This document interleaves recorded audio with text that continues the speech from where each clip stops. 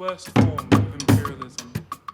For those who practice it, it means power without responsibility, and for those who suffer from it, it means exploitation without redress.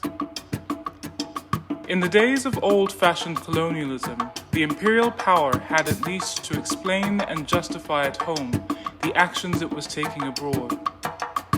In the colony, those who served the ruling imperial power could at least look to its protection against any violent move by their opponents. With neocolonialism, neither is the case.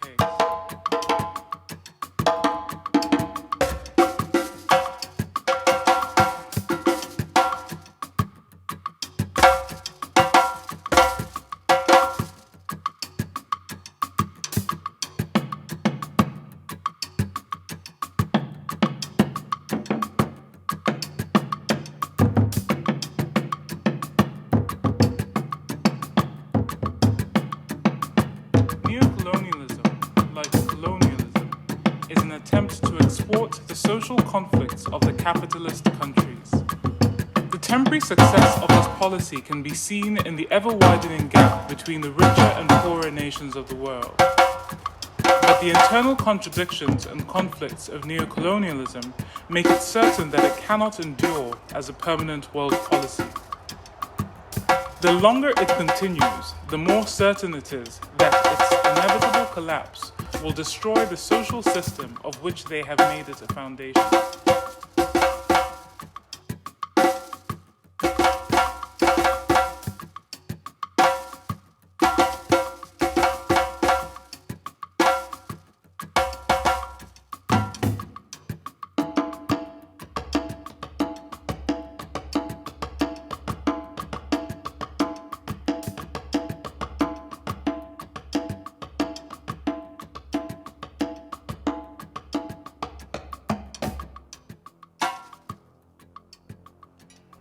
Neocolonialism is based on the principle of breaking up former large united colonial territories into a number of small, non-viable states which are incapable of independent development and must rely upon the former imperial power for defense and even internal security. Their economic and financial systems are linked, as in colonial days, with those of the former colonial ruler.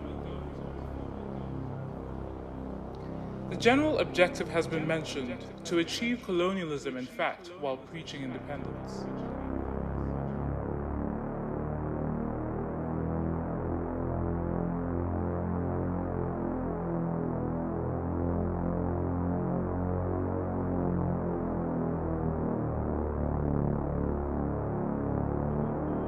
Neocolonialism, like colonialism before it, postpones the facing of the social issues which will have to be faced by the fully developed sector of the world before the danger of world war can be eliminated or the problem of world poverty resolved.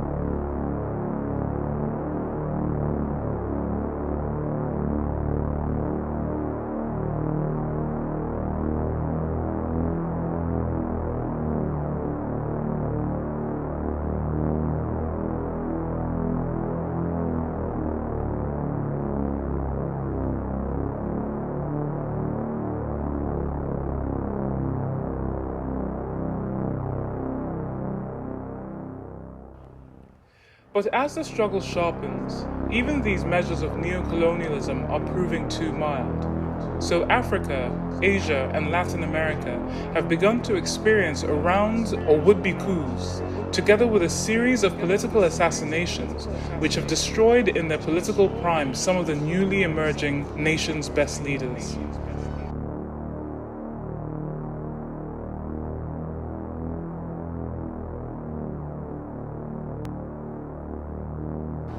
To ensure success in these endeavors, the imperialists have made widespread and wily use of ideological and cultural weapons in the form of intrigues, maneuvers, and slander campaigns.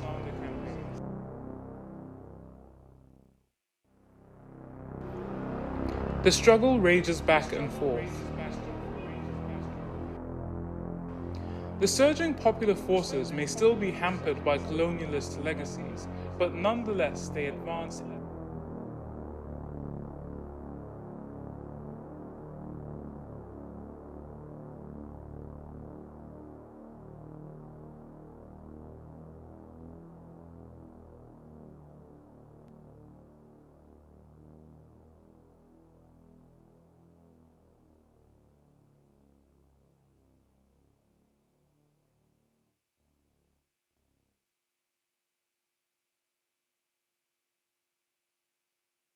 All these examples prove beyond doubt that neocolonialism is not a sign of imperialism's strength, but rather of its last hideous gasp. It testifies to its inability to rule any longer by old methods. Independence is a luxury it can no longer afford to permit its subject peoples, so that even what it claims to have given, it now seeks to take away. This means that neocolonialism can and will be defeated. How can this be done? Thus far, all the methods of neocolonialists have pointed in one direction: the ancient, accepted one of all minority ruling classes throughout history. Divide and rule. Quite obviously, therefore, unity is the first requisite for destroying neocolonialism.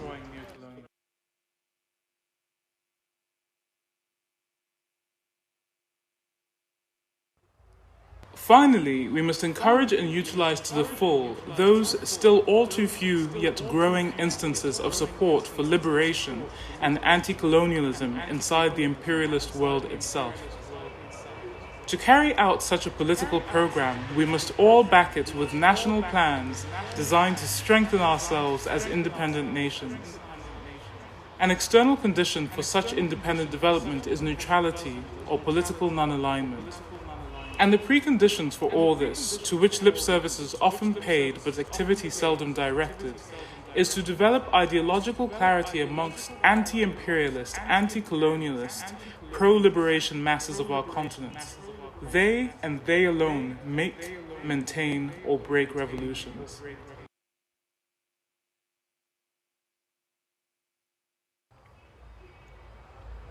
World capitalism has postponed its crisis, but only at the cost of transforming it into an international crisis. The danger is not now civil war within individual states provoked by intolerable conditions within those states, but international war provoked ultimately by the misery of the majority of mankind, who daily grow poorer and poorer.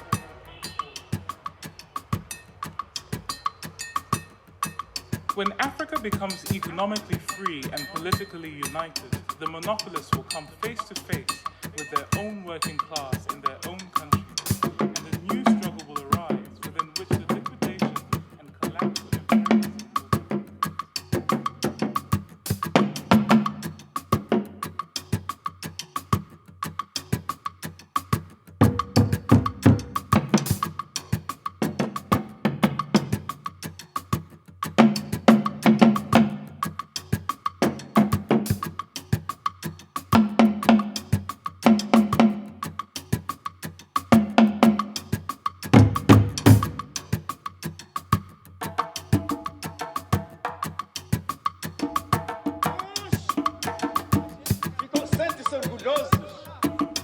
foram colonizados pelos ingleses. Os ingleses são civilizados, constituem um grande império.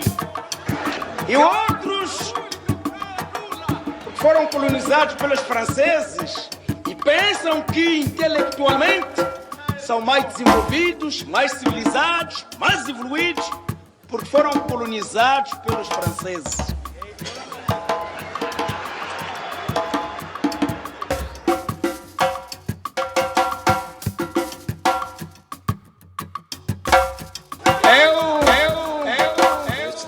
Colonizado pelos portugueses, mais subdesenvolvidos da Europa. But still. A luta continua!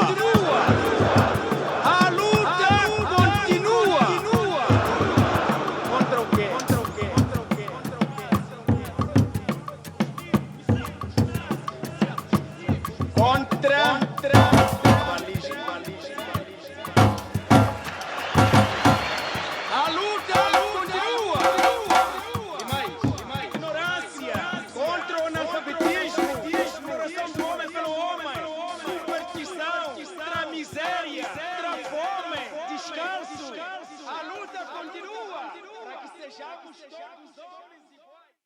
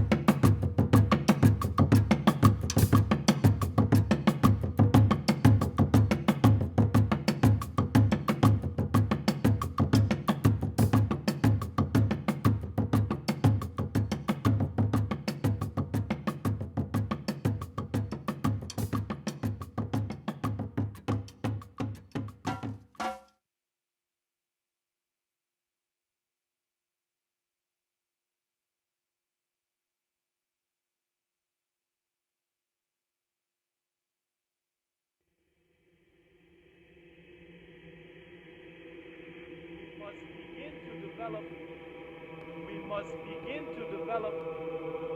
We must begin to develop. We must begin to develop. We must begin to develop.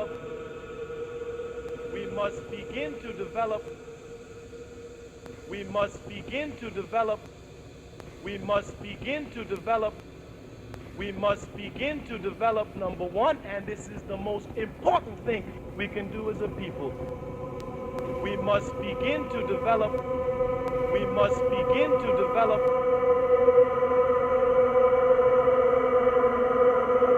We must begin to develop, number one.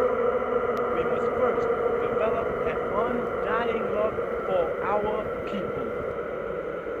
We must first develop an undying love for our people. We must first develop an undying love for our people. We must first develop an undying love for our people.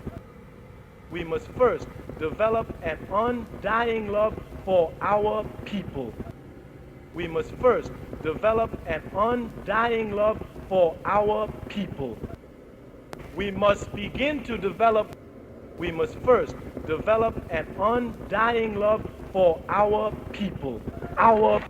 We must first develop an undying love for our people. We must first develop an undying love for our people.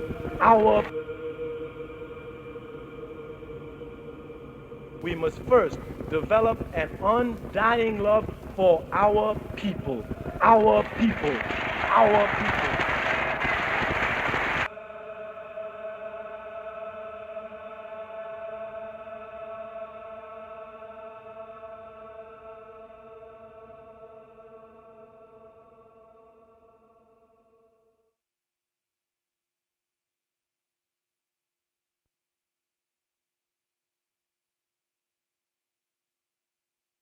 I know I asked her if she would like to be introduced. She said she'd like to just come out and begin the performance. So if you have any questions, you can ask her at dinner. So we'll be moving soon to the buses to go to Sharjah for dinner. We hope all of you join us. And thank you very much. But a round of applause, please. Thank you all so much. This is a piece that's really special to me. Oh, okay. Hello. So this is part of a new work. It's called Still Aluta Continua. Hopefully we'll be doing it in Accra as well. Inspired by the Panaf pamphlets put together, written by Kwame Nkrumah, just before and after his exile to Guinea-Conakry. So that's a bit of what you saw. Feel free to talk to me later. Thank you so much.